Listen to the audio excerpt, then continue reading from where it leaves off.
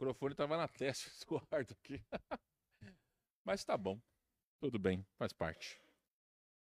Muito bem, meus irmãos, vamos lá, vamos prosseguir aí no estudo da Palavra de Deus, Hebreus capítulo 11.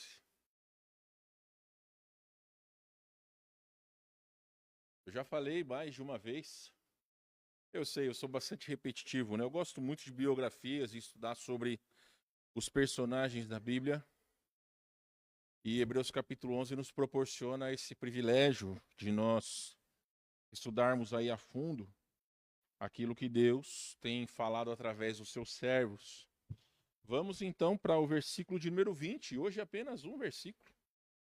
Não sei se terminaremos ou não, mas caminharemos juntos aí para estudarmos o que a palavra de Deus nos diz. Então, verso de número 20.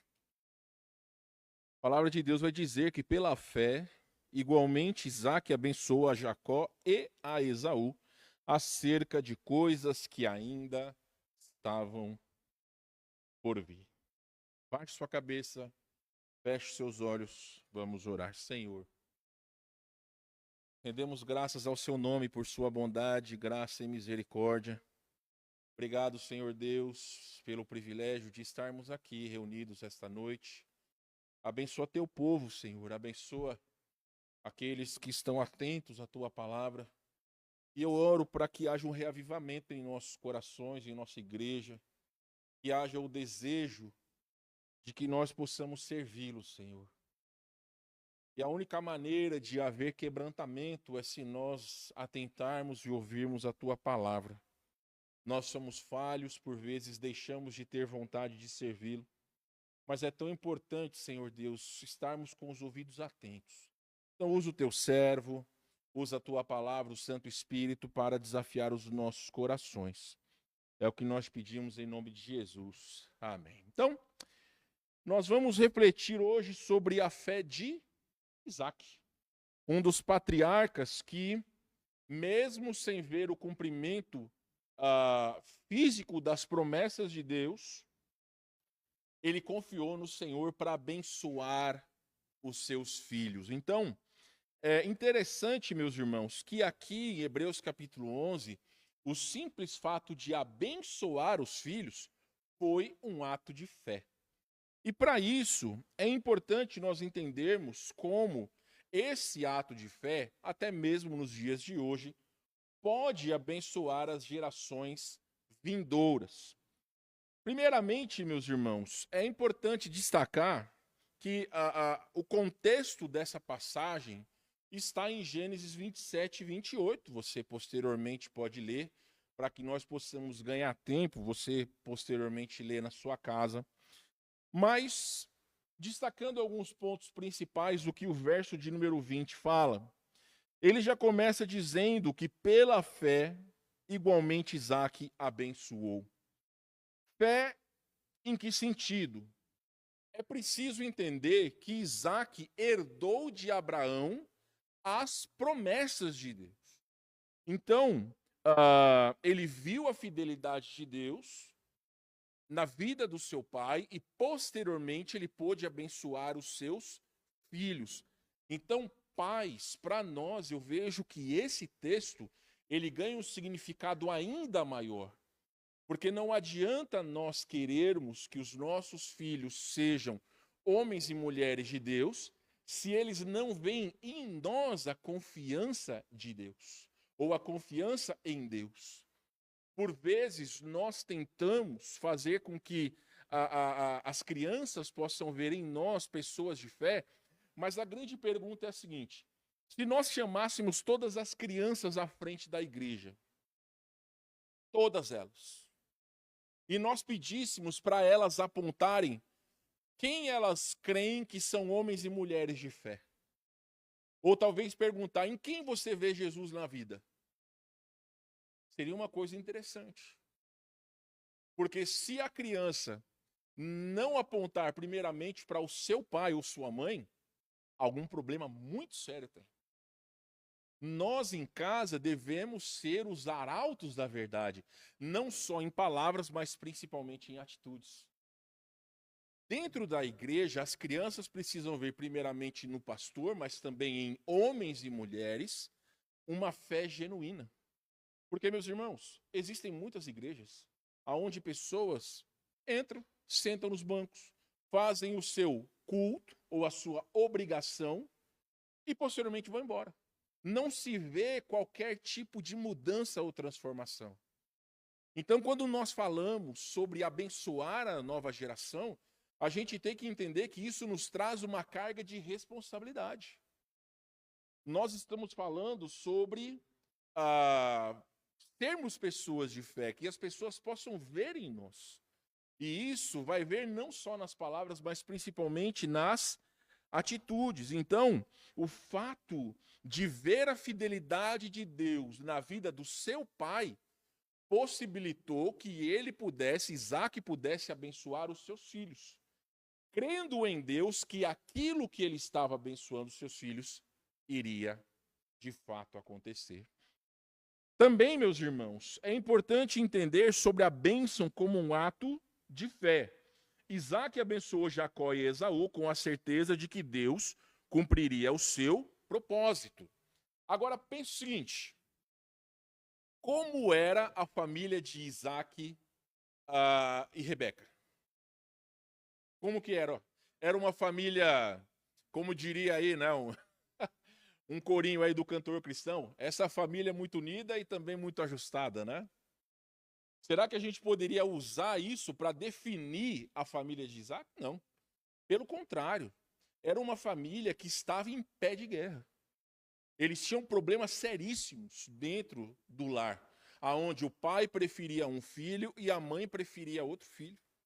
Então não havia harmonia nem entre esposo e esposa, entre irmãos e entre pais e filhos. E ainda assim, meus irmãos, mesmo diante dos conflitos familiares e enganos, Isaac confiou em quê? Na soberania de Deus. Como nós temos visto, Deus é soberano. Por quê? Porque ele entregou nas mãos de Deus a vida dos seus filhos.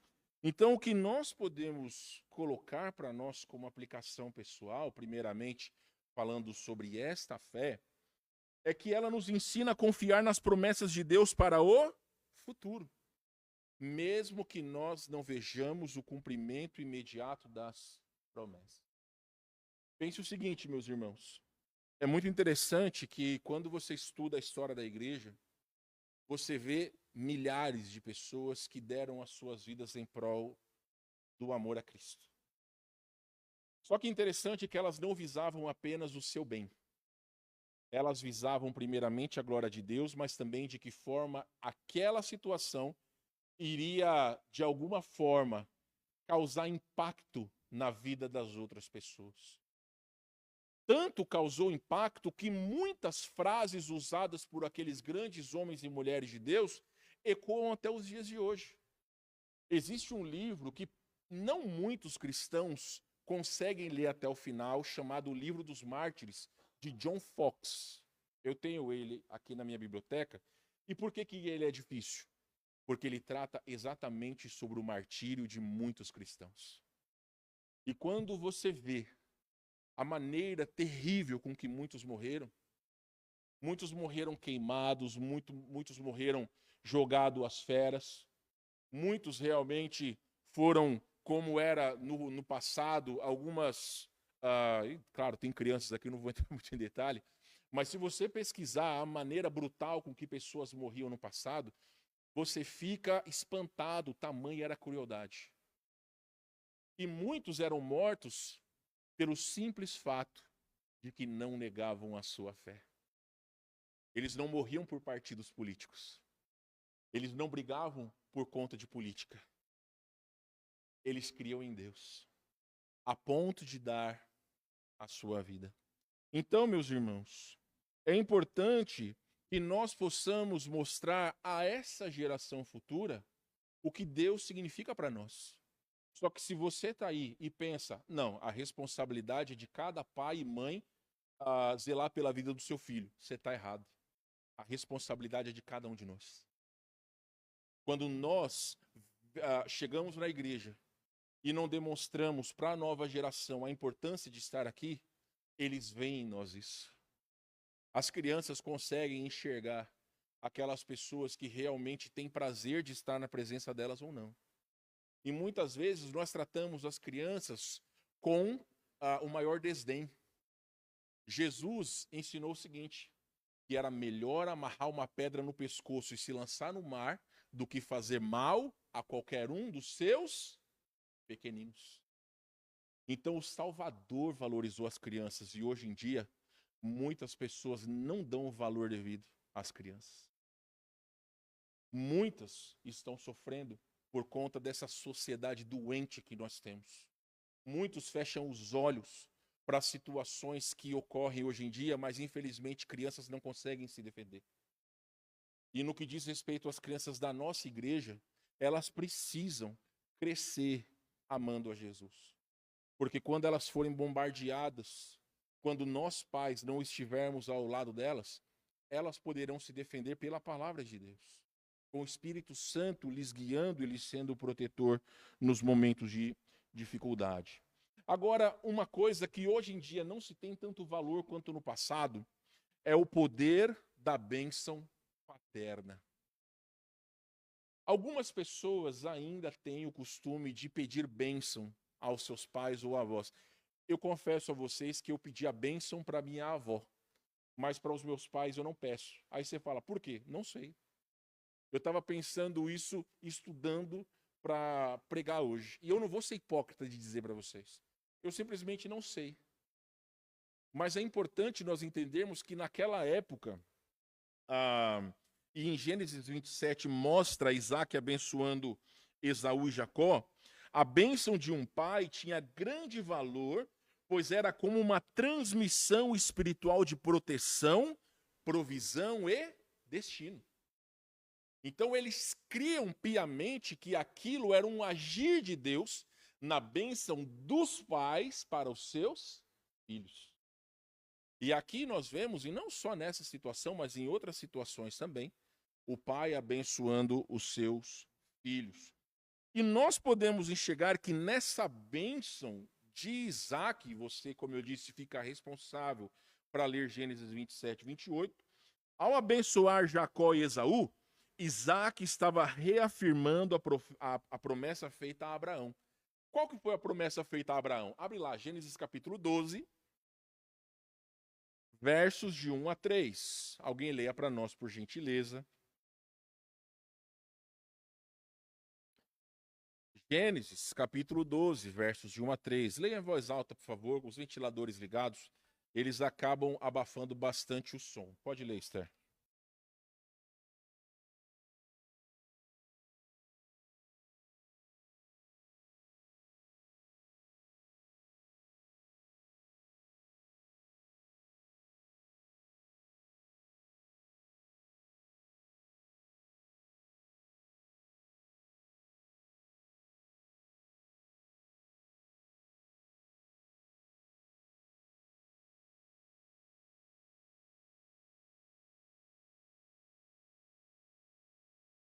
Muito bem.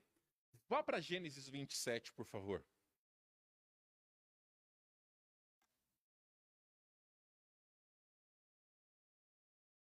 Eita, que minha garrafa estava aberta. Molhou toda a minha camisa. A culpa sabe de quem é? Nosso amigo João, que deixou a garrafa meio aberta.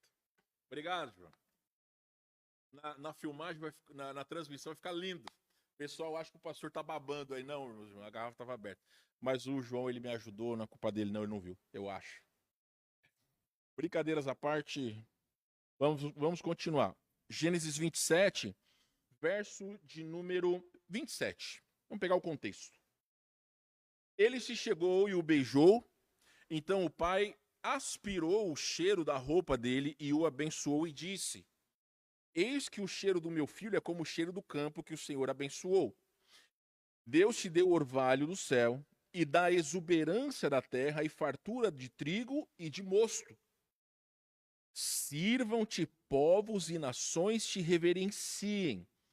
Sê senhor de teus irmãos e filhos de tua mãe se encurvem a ti. Maldito seja o que te amaldiçoar, e abençoado seja o que te abençoar. Para quem que estava sendo essa bênção aqui? Para Jacó. Ele estava se passando por Esaú.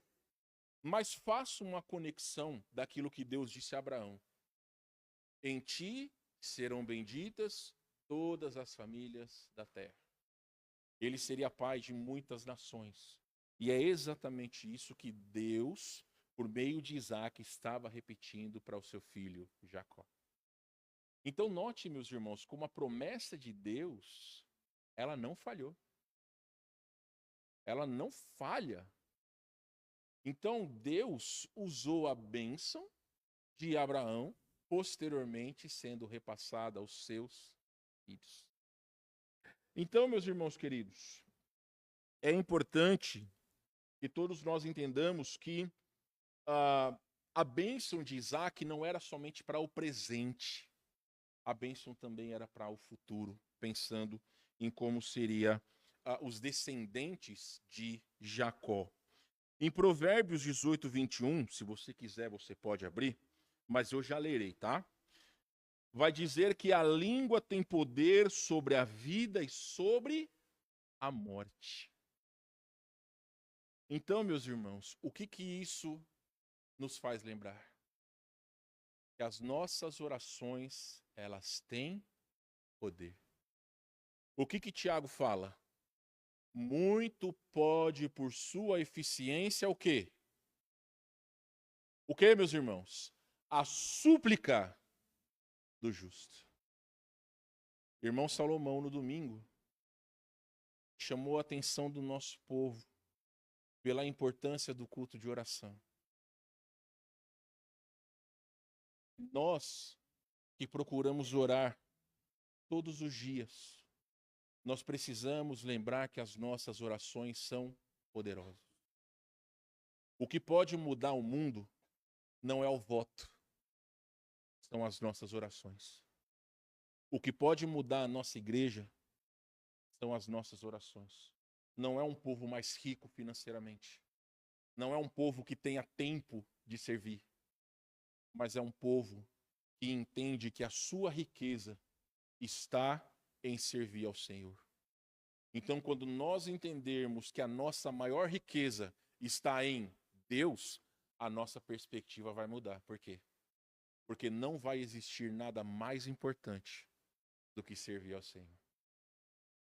Todos nós, pela graça de Deus, almoçamos e jantamos.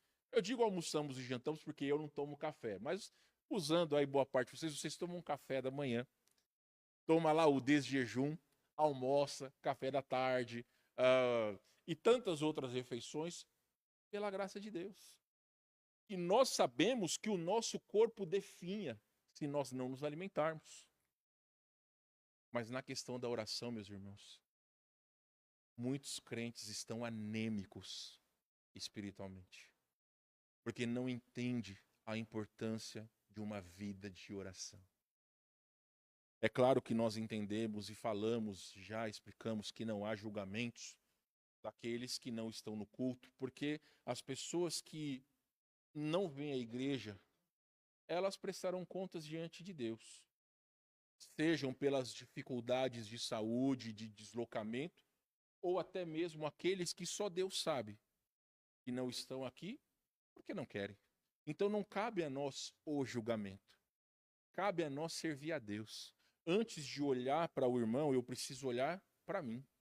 Para a minha atitude, do porquê que eu estou aqui, o que significa esse ato de fé de estar na igreja. Então, meus irmãos queridos, Tiago também vai dizer que a mesma língua que pode abençoar, ela pode amaldiçoar. Ela pode ser usada tanto para o bem quanto para o mal.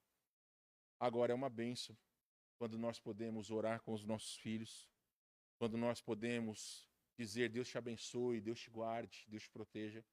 E cada dia nós podemos agradecer a Deus por essa proteção que Ele tem dado. Então é importante, meus irmãos, que nós também mostremos aos nossos filhos a fé que nós temos, pelas palavras que nós proferimos. Em terceiro lugar, a fé que enfrenta dificuldades escolhe confiar.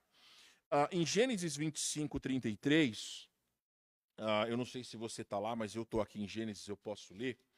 Mas Gênesis 25, 33, eu vou voltar aqui. Isso, 33. Olha só. 25, 23, perdão. Deus revela para Rebeca que o mais novo dos filhos, o mais velho dos filhos, que seria Esaú, serviria ao mais novo. 23. Respondeu-lhe o Senhor: 2 nações há no teu ventre, 2 povos nascidos de ti se dividirão. Um povo será mais forte que outro. O mais velho servirá ao mais moço. Então, o que Deus estava demonstrando aqui? Novamente, a sua soberania. Soberania sobre quem? Sobre a vida de Jacó. E não só sobre ele, mas ele estava estabelecendo o plano dele na vida de Jacó. Qual foi o erro? Eu imagino que Rebeca deva ter comentado com seu marido. A Bíblia não fala, ou pelo menos não estabelece isso. Mas imaginemos que Isaac sabia. Só que ele, ainda assim, por um momento, a Bíblia fala que ele estava favorecendo Esaú. Mas posteriormente, quando ele abençoou a Jacó no lugar de Esaú, volta lá para o capítulo 27. Olha o verso de número 33. Alguém leia para nós, por favor, 27, 33.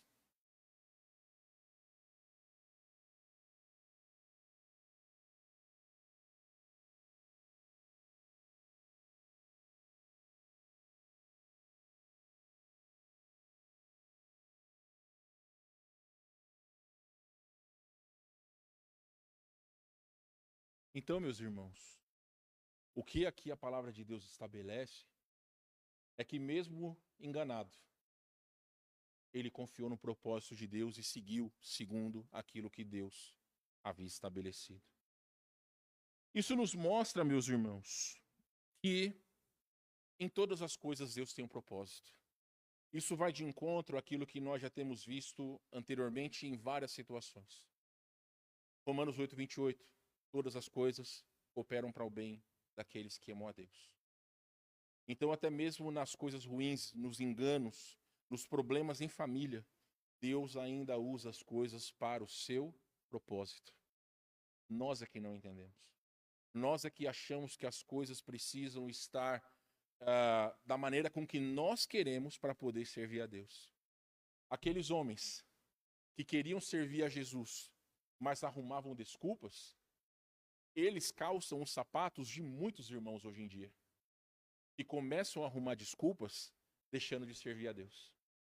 Mas eu repito para vocês, enquanto nós temos uma senhora de 101 anos, que não falta um só culto em nossa igreja, e uma senhora de 95 anos, que procura, mesmo em meio às suas dificuldades, estar nos cultos, todas as nossas desculpas, elas vão por água abaixo. Todas. Porque se for por questão de saúde, se for por questão de mobilidade, tudo aquilo que nós colocamos como desculpa, vão por água abaixo. Às vezes nós colocamos diante de Deus que nós não temos tempo. Só que o nosso tempo somos nós que fazemos. Nós temos tempo muitas vezes para o nosso lazer, nós temos tempo para assistir alguma coisa que nós queremos, nós temos tempo para fazer alguma coisa que talvez o nosso familiar quer fazer conosco. Mas para as coisas de Deus, muitas vezes falta tempo. Ou falta vontade. Então Jesus deixou claro para aqueles homens e para aquelas pessoas que estavam arrumando desculpas que o mais importante era fazer a vontade de Deus. Jesus não chamou a atenção de Marta e de Maria. Na verdade, Maria não. Ele chamou a atenção de Marta, porque ela não estava preocupada com aquilo que era importante. Importante era estar aos pés do Salvador. E nós, como cristãos, precisamos nos atentar a isso. O que hoje nós podemos fazer para Deus? Recentemente, eu falei aos irmãos, pregando num domingo à noite. De que maneira nós podemos servir ao Senhor? O que você pode fazer para servir ao Senhor? Eu não sei se todos fizeram. Só que, infelizmente, boa parte das pessoas pensam que a única pessoa, os únicos que podem trabalhar para Deus, são aqueles que, de alguma forma, são beneficiados. O pastor, sua família, ou alguns outros irmãos que já estão servindo há muito tempo. Só que, meus irmãos, a ordem de Jesus para servir é para todos. Nós é que começamos a arrumar desculpas, assim como Moisés. Ah, Senhor, eu não sei falar, eu não sei isso, não sei aquilo. Quando Deus é suficiente, todas as desculpas elas vão por água abaixo. Então, quando nós entendemos que Deus ele é soberano em todas as coisas, até nas coisas ruins, ele também é soberano. Ele permite que situações aconteçam nas nossas vidas para o nosso crescimento e para o seu propósito. Assim como Isaac aprendeu a confiar em Deus, mesmo quando as coisas não saíam como ele esperava, devemos aprender a descansar no Senhor. Provérbios 3, 4 e 5. O que fala? Confia no Senhor de todo o teu coração e não te estribes no teu próprio entendimento. Então, meus irmãos, confiar em Deus é necessário. E, finalmente, qual que é o legado da fé? Nós vemos o seguinte, alguém lê para nós Gálatas 3:29. A fé de Isaac não só abençoou Jacó e Esaú, mas continuou até o povo de Israel e nos alcançou em Cristo. Alguém lê para nós Gálatas 3:29.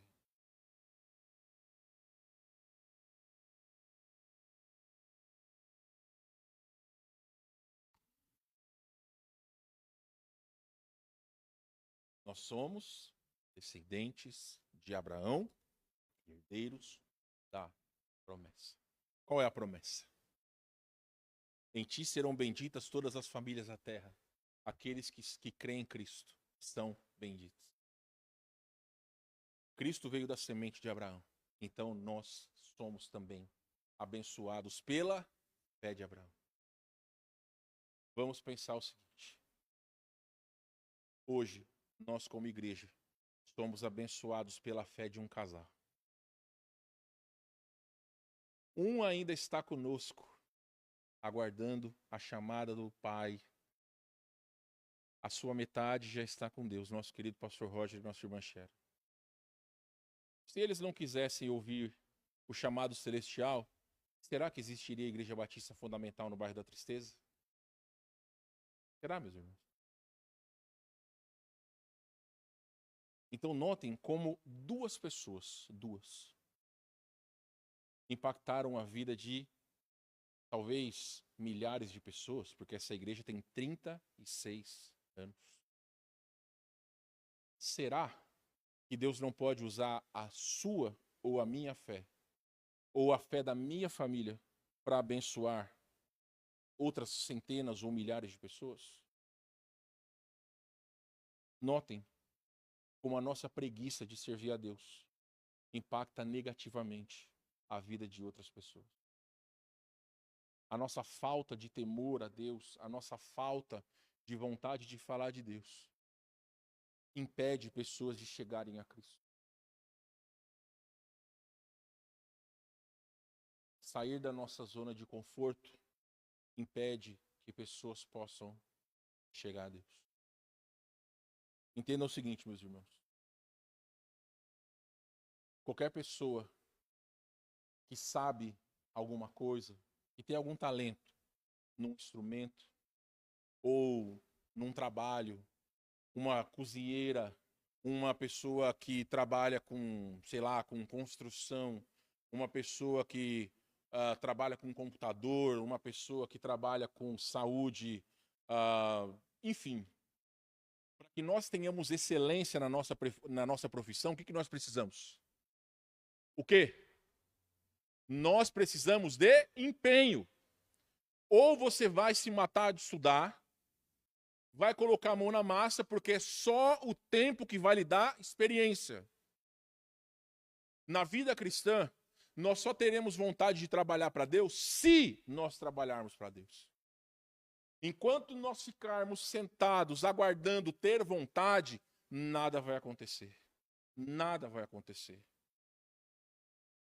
Eu me lembro quando eu voltei a tocar piano lá em 2010, 2011, não me lembro.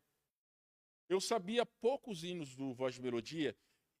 Eu estudei por 2 ou 3 anos piano, eu tive que parar porque eu tive tendinite e alguma outra coisa lá.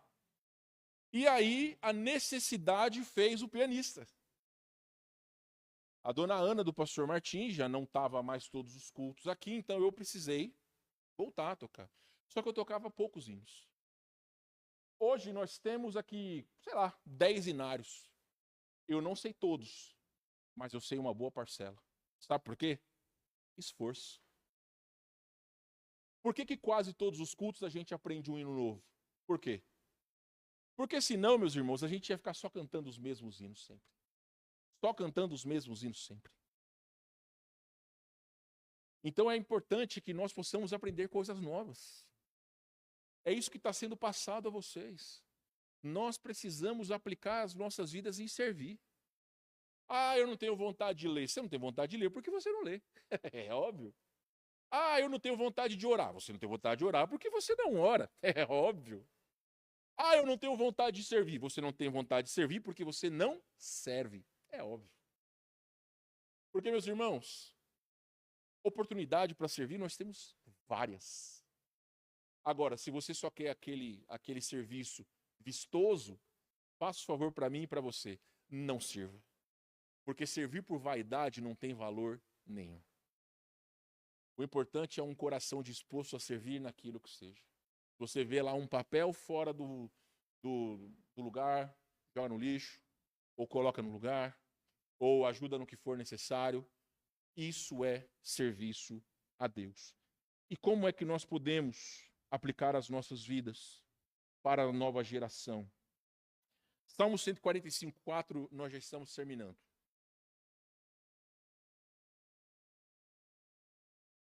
Salmo 145:4, eu vou ler aqui. Uma geração contará a outra a grandiosidade de teus feitos. Eles anunciarão os teus poderosos atos. Quem tem que contar à nova geração os grandes feitos de Deus? Quem? Quem, meus irmãos? Quem? Tem vergonha de dizer? Somos nós. Aqui nós temos pessoas já com mais de 50 anos, alguns com menos de 50 anos e temos até mesmo menos de 15 anos de idade. A pessoa com mais de 50 anos já viveu muito mais coisas do que aquele de 40 ou de 30 ou até mesmo aqueles de 15. Quantas vezes a gente não fala, se eu tivesse a mesma cabeça que eu tenho hoje, quando eu tinha 20 anos de idade, muita coisa seria... É a oportunidade que nós temos de poder fazer com que essa nova geração possa enxergar nos nossos erros e acertos a maneira com que eles podem servir a Deus. As minhas filhas, elas estão aprendendo piano. As duas tocam. Mesmo dentro das suas dificuldades, a gente tem procurado fazer com que elas aprendam um instrumento para a glória de Deus. Nem sempre elas têm vontade, tem que ficar no pé.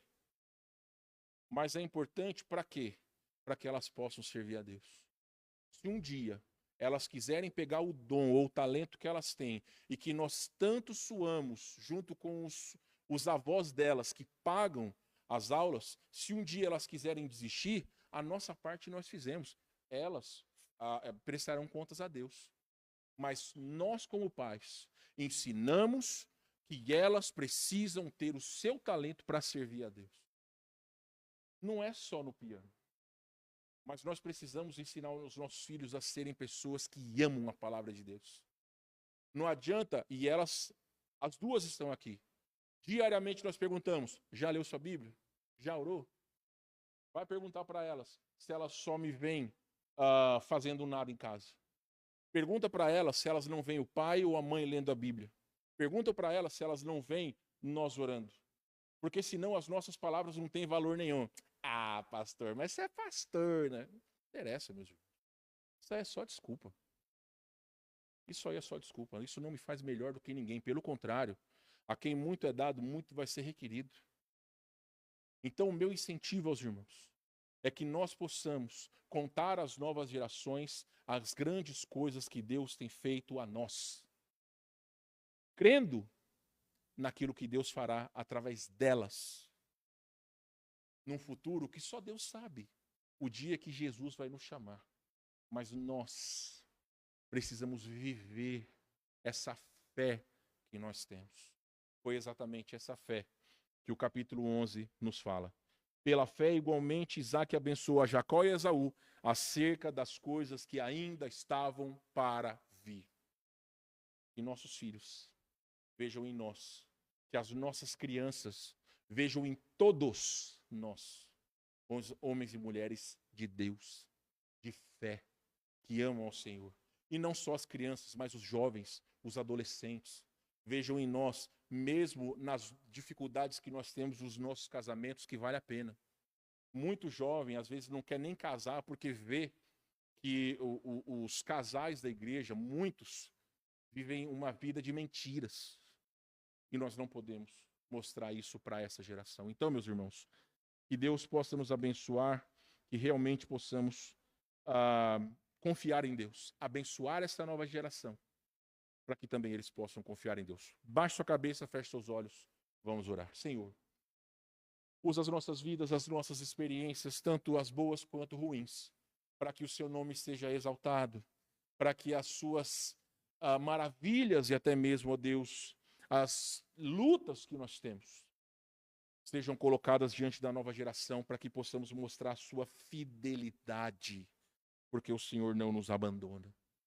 Ó Deus, se uma geração contará a outra geração os teus feitos, que nós sejamos esses que contarão não com palavras, mas com as nossas vidas e com a nossa fé, aquilo que o Senhor tem feito nas nossas vidas.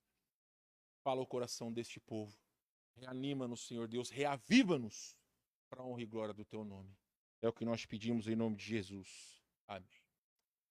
Muito bem. Deu aí, irmão Salomão? Já